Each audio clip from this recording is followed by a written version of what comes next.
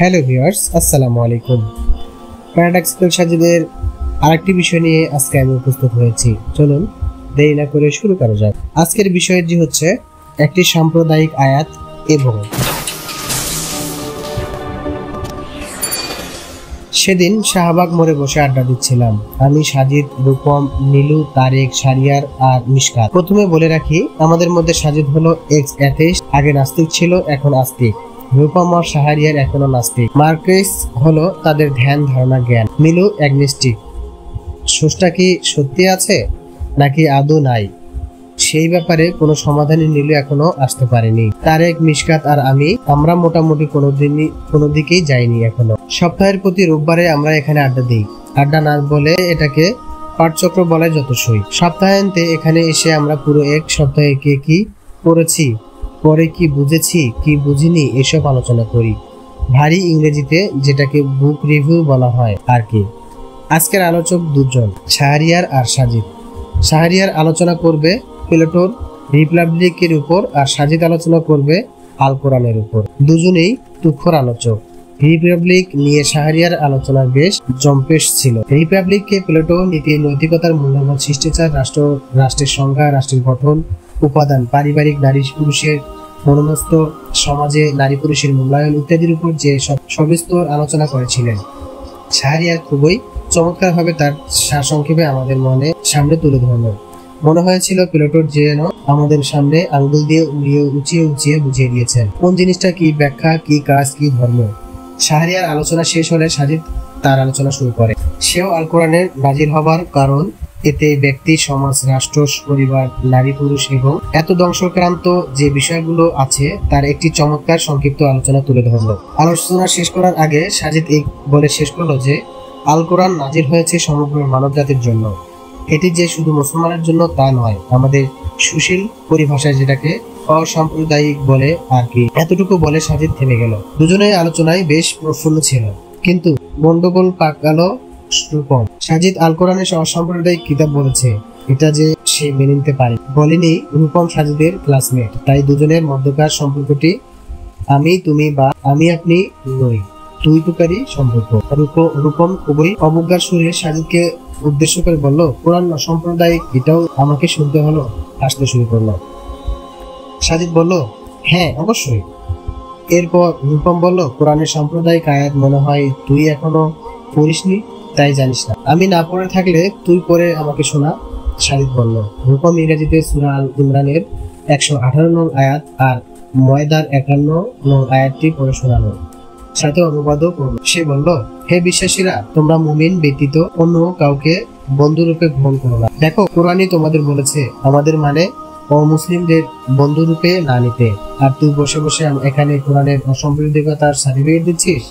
হাস্যকর না? এটা অসাম্প্রদায়িকতার সংখ্যা নতুন বুঝি। অমুসলিমদের বন্ধু বানাবা না, খবরদার। হ্যাঁ, আমি একটু চিন্তায় পড়লাম। অবজ্ঞার সুরে বললেও রূপমের কথা একেবারে ফেলে দেওয়ার মতো নয়। অপেক্ষা করছি সাজিদের উত্তরের জন্য।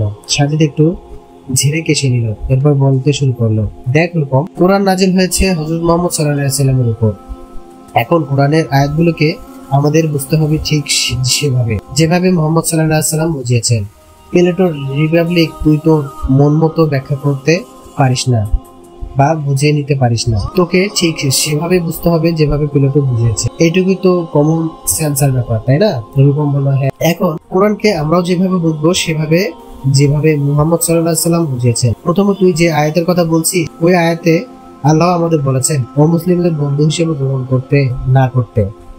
এখানে আল্লাহ তাআলা বন্ধু শব্দটার জন্য যে আরবিক ওয়ার্ডটি ব্যবহার করেছেন তা হলো আউলিয়া, রাইট? রূপম বলল, হতে পারে, আমি আরবি বুঝি। রূপমের আরবি বোঝার কথাও না, সে হিন্দু ফ্যামিলি থেকে উঠে আসা। ব্লগে মুক্তমনা তথা নাস্তিকের লেখার জোখা পড়ে কোরআন নিয়ে যা একটু জানে। সাজিদ আমাকে উদ্দেশ্য করে বলল, আরে মোবাইল খুলে কোরআনের অ্যাপস থেকে আয়াতটি তেলাওয়াত করে শোনা। আমি শোনালাম। রূপম বিশ্বাস করলো যে সেই আয়াতে বন্ধু শব্দের জন্য আরবি আউলিয়া শব্দ ব্যবহার করা হয়েছে। সাজিদ বলল, শুনলি? হ্যাঁ। এখন আমরা এটাকে ব্যাখ্যা করব। আরবিক আউলিয়া শব্দটির অর্থ, আরবিক আউলিয়া শব্দের জন্য দুটি অর্থ করা যায়, এক বন্ধু, দুই অভিভাবক। আমরা সেখানে সেই অর্থ নেব যেখানে রাসূল সাল্লাল্লাহু আলাইহি ওয়াসাল্লাম থেকে প্রমাণ হয়ে আসবে। তার আগে দুটি বিষয় ক্লিয়ার করি। আউলিয়া শব্দের জন্য বন্ধু আর অভিভাবক দুই অর্থ করা গেলেও এই দুই শব্দের মধ্যে একটা সূক্ষ্ম পার্থক্য আছে। বন্ধু মানে বন্ধু, এই যেমন তুই আমার বন্ধু, আমি তোর সাথে এখানে বসে আড্ডা দিচ্ছি, খাচ্ছি, অনেক রাত একসাথে ঘুমিয়েছি, ক্লাস করি একসাথে ইত্যাদি। আবার আমার বাবা মা আমার বন্ধু, কিন্তু তুই আর আমার বাবা মা কি একই রকম বন্ধু? না, পার্থক্য আছে। তারা আমার অভিভাবক, বন্ধু।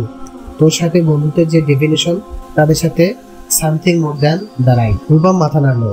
সাজিদ আবার বলতে লাগলো, আমার বাবা আমার যাবতীয় সিক্রেট জানে, আমার দুর্বলতা কোথাও জানে, তুই জানিস না। এবার মোহাম্মদ সাল্লাল্লাহু আলাইহি সাল্লাম এর জীবনীতে যেখানে দেখবি তিনি অমুসলিমদের সাথে বন্ধুত্ব করেছেন, অমুসলিমদের সাথে ব্যবসা বাণিজ্য করেছেন, তাদের সাথে খেয়েছেন, কাজ করেছেন, কত কি। মানে এখন আমি যা যা তোর সাথে করি সেরকম, তাই না? আমাদের সবাই মাথা নাড়ালো, রূপম মাথা নাড়ালো। তাহলে দেখা যায় এই আয়াতে আউলিয়া শব্দের আমরা বন্ধু শব্দটি নিতে পারবো না, কারণ আল্লাহ তাআলা যদি আউলিয়া শব্দটি দ্বারা বন্ধুই বোঝাতেন তাহলে রাসূল সাল্লাল্লাহু আলাইহি ওয়াসাল্লাম কখনোই মুসলিমদের সাথে ওঠা বসা করতেন না। তাহলে প্রশ্ন, এখানে আউলিয়া শব্দের কোন অর্থ বোঝানো হয়েছে? হ্যাঁ, এখানে আউলিয়া শব্দ দিয়ে বোঝানো হয়েছে অভিভাবক। আল্লাহ আমাদের বলেছেন, হে বিশ্বাসীরা, তোমরা অমুসলিমদের অভিভাবক হিসাবে গ্রহণ করো না। একজন অভিভাবক হলো সেই যে আমাদের যাবতীয় গোপন খবর জানবে, আমাদের শক্তি, আমাদের কৌশল, আমাদের দুর্বলতা জানবে। এখন আল্লাহ বলেছেন অমুসলিমদের অভিভাবক হিসেবে নিও না, মানে অমুসলিমদের কাছে তোমরা তোমাদের সিক্রেট বলে দিও না, কারণ এতে কোনো এক সময় হিতে বিপরীত হতে পারে, বিপদ হতে পারে। কিরকম বিপদ? তাদেরকে জিজ্ঞেস করলো। সাজিদ বলল, যেমন ইসলামের প্রথম জিহাদ কোনটি? বদর যুদ্ধ, তাই না? হ্যাঁ, আমি বললাম। সেই যুদ্ধে মুসলিমদের সৈন্য সংখ্যা কত ছিল? মাত্র 313 জন। আর প্রতিপক্ষের সৈন্য সংখ্যা ছিল প্রায় 1000 না কত, তাই তো? ধর সেই যুদ্ধের আগে মুসলিমরা যদি অমুসলিমদের কাছে কি গিয়ে বলতো, জানো আমরা না মাত্র 313 জন নিয়ে ওদের সাথে লড়বো, এটা কি ঠিক হতো? না, হতো না। কেউ না কেউ এই খবর প্রতিপক্ষের কানে পৌঁছে দিত। তখন কি হতো? প্রতিপক্ষের মনে সাহস বেড়ে যেত, তারা যুদ্ধে শারীরিকভাবে জেতার আগে মনস্তাত্ত্বিক ভাবে জিতে যেত। এটা কি শুরু হতো? আজকের দিনে কোনো দেশ কি এই ফর্মুলা অ্যাপ্লাই করবে? আমেরিকা কি তার সামরিক শক্তির কথা চীন বা রাশিয়ার কাছে শেয়ার করে না। ঠিক একইভাবে আল্লাহ বলেছেন, ওদের তোমরা অভিভাবক হিসেবে নিও না। এটা একটা সেফটি। এখানে বন্ধু বানাতে নিষেধ করেনি, নিষেধ করেছে অভিভাবক না বানাতে। আমরা চুপ করে আছি, রূপমও কিছু বলছে না।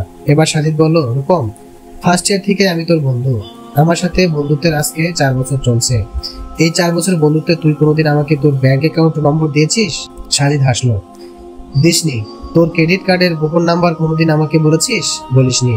এমনকি কোনোদিন তোর ফেসবুক পাসওয়ার্ডটিও তো দিলি না বেটা। সাজিদ একটু হাসলো। কেন দিলি না? কারণ আমি তোর বন্ধু, তোর অভিভাবক নই। এখন কি আমি তোকে বলতে পারি, রূপম তুই বেটা আজ তো একটা সাম্প্রদায়িক ফ্রেন্ড, বলতে পারি? সাজিদ হাসলো। সাজিদ রূপমের মুখের দিকে চেয়ে আছে কোনো একটি উত্তরের আশায়। রূপম কিছু না বলে ক্লিক করে হেসে দিল। মনে হচ্ছে সাজিদের কথা সে খুব মজা পেয়েছে। সবাই আমার চ্যানেলটিকে সাবস্ক্রাইব করবেন এবং এরকম ভিডিও পাওয়ার জন্য আমার কমেন্ট করবেন এবং আমার ভিডিওগুলো শেয়ার করে দেবেন। ধন্যবাদ সবাইকে।